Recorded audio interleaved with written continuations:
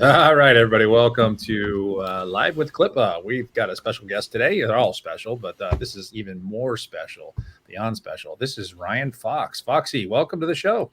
Thanks, Matt. Glad to be here. Yeah, love having you on. This is probably our 100th interview. I'm just going to call it that. This is a celebration for us. We've done a lot of interviews over the years and a lot of cool stuff we've talked about. So it's been fun over the years watching you guys develop and grow. So just kind of tell us a little bit about yourself and what you do. I know exactly what you do, but let's tell the audience what you guys do and tell us all about the different companies. We have about a half hour, but we're going to need probably about 2 hours to go through all the different companies you're doing. So let's just start and try to give us the Cliff Note version of it. Yeah. So me and my business partner, Brett, we originally started a tree removal landscaping company in 2009 and doing tree removal, landscaping, and stuff like that. But where we really got started was we decided to do Christmas lights in 2012, and that's where we met you, Matt. And we started doing that, and then we quickly learned to wow, this can become our main business. So in 2012, we started doing that. It started slowly growing. We started doing more and more commercial over the years. Then we started doing power washing, got out of the tree business and stuff. And now we pretty much we have one crew running with power washing just to kind of keep some guys busy, but we're really going hard with permanent lighting and landscape lighting right now. So between that and the Christmas lights, that's pretty much our main thing. And then we obviously have our business together, Beyond the Bulbs. We're our mastermind for Christmas lights. And then we sell product as well through Light Sell Pros. And that's pretty much the gist of it right now. But we're based out of Atlanta, Georgia, just north of Atlanta. And we do work throughout the Southeast. So we have a couple jobs in other states, do a lot of commercial work. This year, I'm hoping it's probably going to be about a 65-70% split commercial versus residential. Nice. Was actually at a municipality city today doing a quote, meeting with them to see about what we can offer and everything. So my account executive cold called him and reached out to him, and they're like, yeah, come talk to us. So I did that this morning. So we got another one right before CLIPA Con, actually, from her. So it's just, we're really pushing hard on the commercial stuff. So that's our main focus right now. And that's actually what I'll be talking about at CLIPA Con too. So that's a good segue right there into that. All right, perfect. Yeah, well, we're done. You just covered everything. No. Every time I talk to you, there's always something new. You guys have got a lot of moving parts, and I think you and Brett, I call him Bert. I don't know if he likes that or not, but I do it anyways. You guys have a great system. I mean, you guys work together really well, and it's been really neat to see you guys grow over the years. Yeah, you started Lights All Year back in 2000. Well, actually, Lights All Year is new recently. But you started in the Christmas light industry 2012. You guys have been doing this a long time. You've become a huge part of CLIPA with the trainings and stuff like that. And we, appreciate, everything you've done over the years.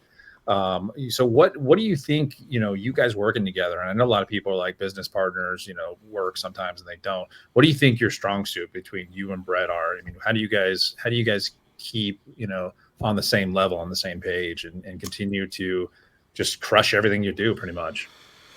The biggest thing I tell people, and actually we were at Sales Boost, and JC brought me two young guys up that had just started their company, and they were business partners. And JC was like, I want you and Brett to talk to him. So guess what?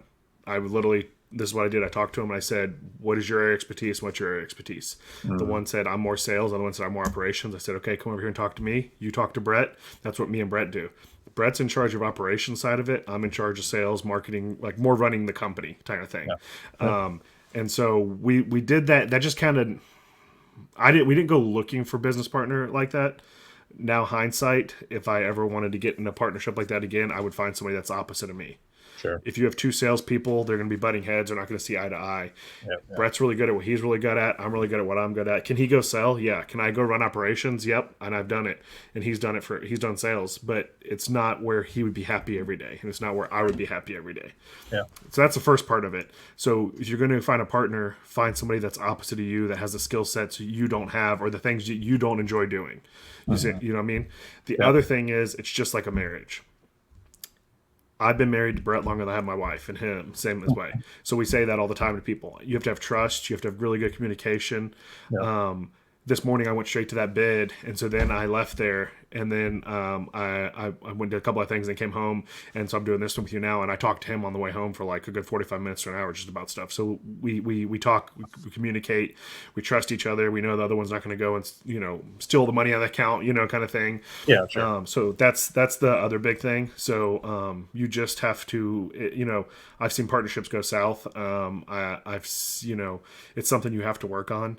But with that being said, me and Brett really don't like get in arguments or really see eye to eye on a lot of stuff. I mean, sometimes we don't see eye to eye, but we can talk it out, and then we usually come to some agreement that we're like, okay, let's do this. Like, but it's not even, I wouldn't say it's really a disagreement. It's more just like, let's sit down and talk, work through this. So I think the biggest thing is you just got to have the same, like your goal has to be the same, like what you guys want to do. And if at any point that becomes different, then somebody needs to look at buying the other person out or stepping away or whatever that needs to orchestrate. But right now our goal is the same and our why is the same. We're both big about our family, and that's why we're doing everything we do. So I think that is really makes it easy too, because we see eye to eye on that, the same values and morals and stuff like that. Yeah, and one thing I've seen over the years with you guys, and I've been around you a lot, is the you both have the passion for something. If you decide to do something, you're both in it 110, 150%, all the way. So that's one thing I've noticed over the years. It's never like, Brett's kind of excited about it, but Ryan's super excited about it. So you guys, I don't know if you guys sit down and you just decide like, hey, we're going to do this. Let's get this 10% it, type thing. And both of you want this. Yeah, I'd say that is definitely really good. We both are driven. We're both very driven, and when we make our mind up, we're going to go all in. Yeah. That's one other thing I've seen with partners is one person's really driven and the other person isn't, and so one person wants to push ahead and do this and go forward, and the other person's kind of like, well, just pull me along and I'll just ride the coattails, and then the one person resents the other one. Yeah. So one piece of advice I gave those two guys I was talking to, and one of them was like, hey, I'm going into sales. I should pay myself a commission. And I said, well, how do you think that would make him feel? If you're sitting there doing all these sales and you're getting a 10% commission and he is only getting paid like, y'all salary that y'all agreed to. Yeah. You're making all this extra money. And he's like, oh, I never thought of that. You pump the brakes real quick on that. So he was like, I brought them both together and I told him that. I said, the best thing to do is you put that money aside. So like you're paying a salesperson. So when you pay a salesperson, you've already been paying it, but then you use that money to pay your dividends to each other. Yeah. I was like, because you're 50-50, then at the end of the quarter, end of the year, however you want to do that, you say, okay, there's $10,000 in there. We're each going to pay ourselves $5,000. So you both are reaping that the company's been growing, not just the sales guy. And he was like, I never would even thought of that. He's like, I would have made him resent me, wouldn't I? And I was like, I was like, because he's doing just as much work as you. I was like, but he's getting penalized because he doesn't sell. Yeah. And he's like, I was like, yeah. I was like, that's. So it's stuff like that you just don't think about, Yeah. And that's another thing, that I've seen out of you guys is you guys are passionate and you're willing to help. I mean, you got nothing out of that, that conversation. No. I mean, you built a relationship. That's what we're big on is networking and making new relationships and seeing them grow and develop. Ramon is one of the ones we've seen pass through the years where, he trained with us and now he's doing, almost $2 million in Christmas lights. And it's really neat. And that's Ramon. Ramon did all that stuff, but we got to see that develop. We help Ramon. We talk to Ramon. We'll pick up the phone, for anybody and take a phone. He was texting me, JC and Brett yesterday about landscape lighting questions on the job. There you go. Yeah. And you're not reaping the benefits, but you're willing to do that. You're willing to help people to see them and help them develop, on their businesses and, be successful. Yep.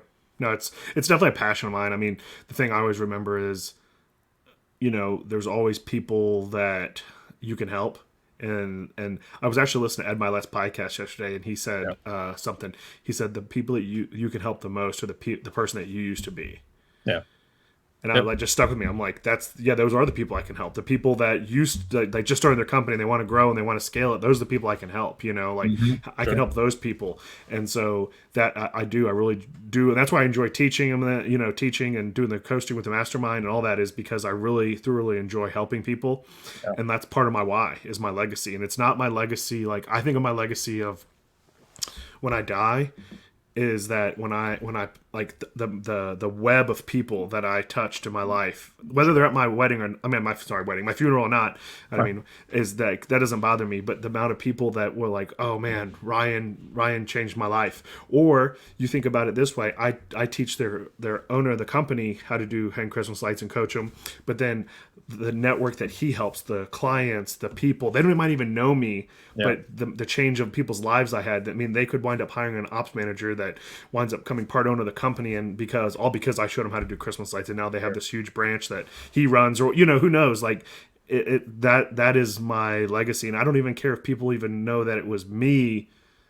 It's I know, you know Sure. what I'm saying? Like I know that I've helped that many people, so I think that's why I really enjoy doing what I do.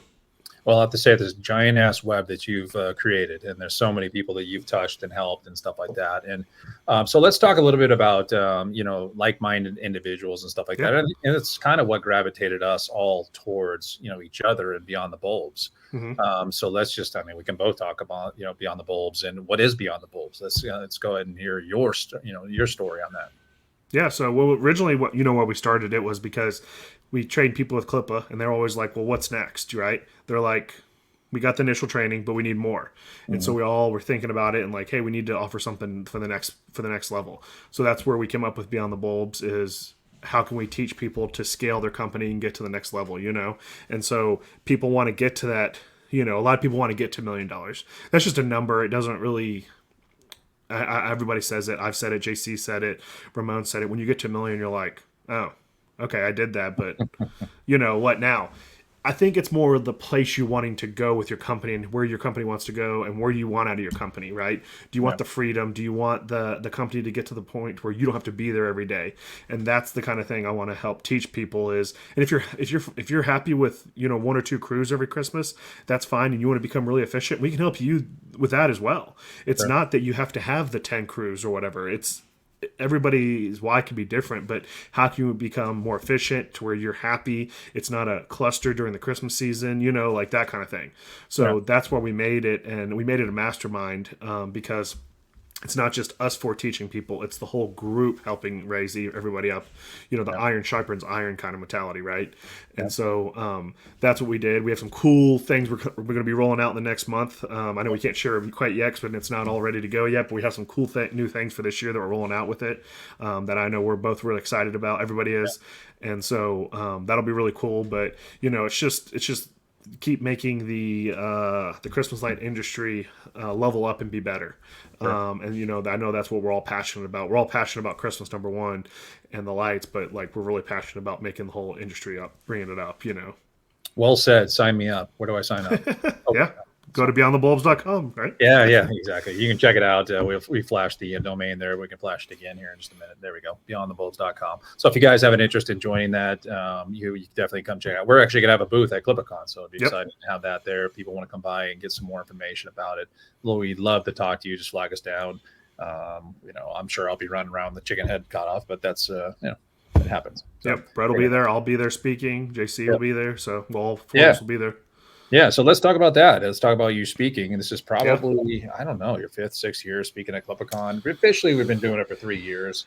Yeah. We had Nashville, then we had Sahara last year. This is going to be our third year. So we're going to call it the third year. We're going to call it the third I think it was annual. the third. Yeah, it's the third one of like it by itself, I would say. But I was Yeah. speaking before that. Yeah. So Yeah, correct. Yeah. So yeah, I think you did speak. So this is probably your Yep. actually sixth year, but we're going to call it your third official year speaking at CLIPA Con. The nice thing about a speaker like you is like, oh, what do you want me to talk about? There's so many subjects you Yeah. can talk about. It's literally, you want me to talk about this? I can talk about this and talk about this. So what did you pinpoint this time? What did we discuss, or what did we decide that you're going Yeah. to talk about? So our commercial sales, so mastering our commercial sales, and we hired our account executive this year. Chelsea actually had a hand in finding that, and then actually had a hand in helping us train her. And Yeah. she's put a big part of it. And then we've taken it like we've gone even like deeper with it. And so I've loved sales, and that's my thing is for so long. So it's not only it's what she does, but it's also what I do in my sales process. I'm going to be teaching. So It's what Dawn, her account executive, does. So what she does day in, day out, and then how me and her team up together. So she's remote for us, so she's not like Chelsea with you. So it's a little bit of different dynamic. So like she can't be the person that goes and does all behind the scenes stuff and then goes and meets them today. I have to go to that, or my other salesman, but that's okay. She's awesome and she's amazing. She's great at what she does. So that's what I'm going to be teaching. I'm going to teach you all the way from the beginning of how she's been finding some of these, and so like every little tidbit on that of like how she does it, how she goes about it, how we do follow-ups, and then how I go into my sales process for the commercial sales thing and what we do and how we close the big commercial jobs. Because let's be real, I mean that's all you guys do, but it's a little intimidating at first, right? Like you go and you go and meet that first people, and you don't have the references. You have references to some houses, but you don't have. When we first sold our first it wasn't quite a 6-figure job, but it was close. It was like 80,000. When we first sold that first one, I was scared. I was like worried, And then it took 2 years to close it. I mean, you were there when I met them in at Vegas, and now they've been clients of ours for 7 years. That's great. And so it's just it's kind of a little overwhelming. So I kind of want to teach people the roadmap of how to do what we've done, and then the biggest thing is just have to be intentional about it. Like you have to, if it's just you, then you have to put your time in the calendar every week and say, these 2 hours I'm going to be working on my commercial sales. Because if you don't do it, it's going to get August, and then you're going to be like trying to scramble and do it. And a lot of these jobs have already been awarded. Like we turned in an RFP for a city last Friday. Another one has to be turned in on the 10th. So like right now is when we're doing a lot of them. I bet you guys are too. Where are we? We have a meeting today at 2:00. Actually, I'm not going to be out there, but we have a walkthrough with one of the cities that we're looking at proposing. And we've done more this year than we have in the past. Yeah, us too. And we've actually closed. We just had somebody just pay us half the deposit. It's a $70,000 contract. They just paid half the deposit last week. We're like, nice. For this upcoming season. I'm like, okay, that's good. I guess you're moving forward this year. This is great. So that is commercial. And we people ask us all the time, when do you start commercial? December of the previous year, because then that's where you see who is putting up lights, what shopping centers, what hotels are decorating. So then to go into those those opportunities.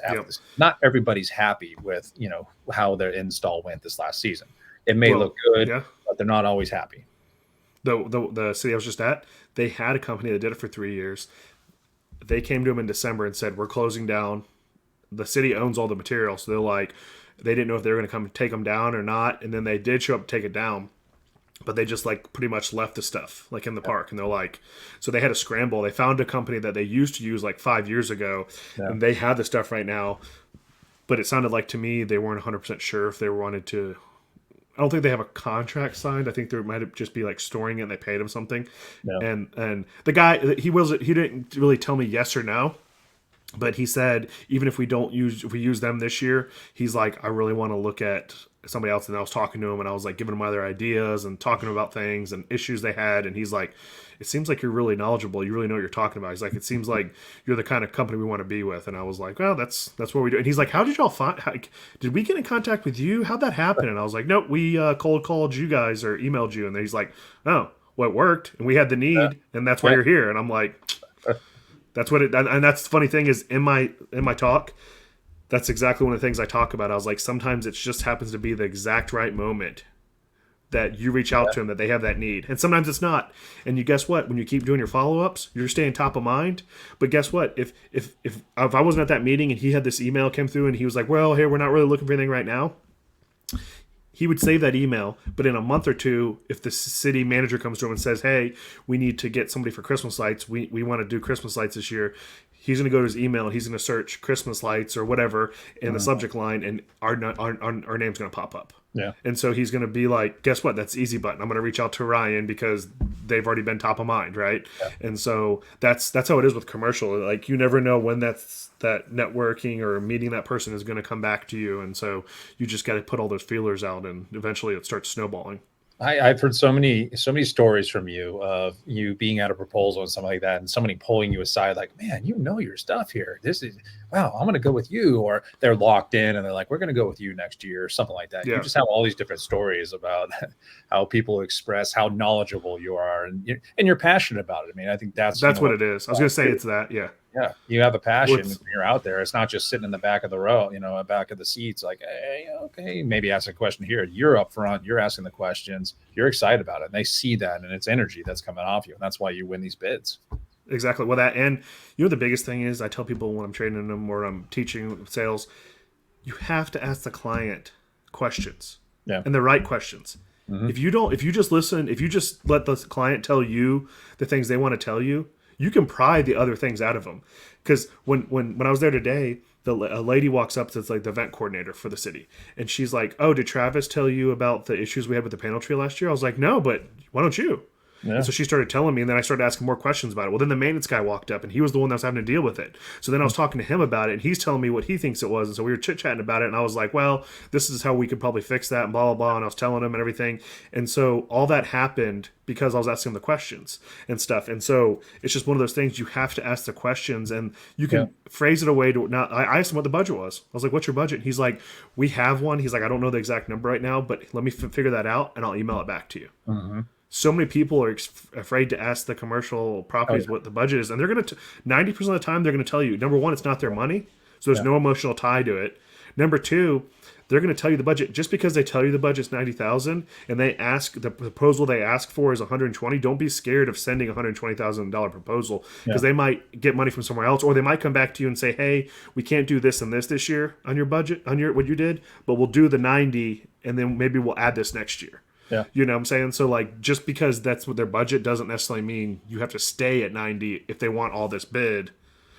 So like that's the other thing too. I mean, RFPs are a little different because sometimes they have to go with the cheapest, but like shopping centers and other places like that, they don't have to necessarily do that always. So like they can go with who they like. Yeah, and with commercial, it's okay to grow with them. You have to look at this as a long-term plan. This is not a race; it's a marathon. You guys are stretching it out. We've had clients where we started out as a $40,000 budget, and that's what we are the first year, and now they're doing almost 200,000.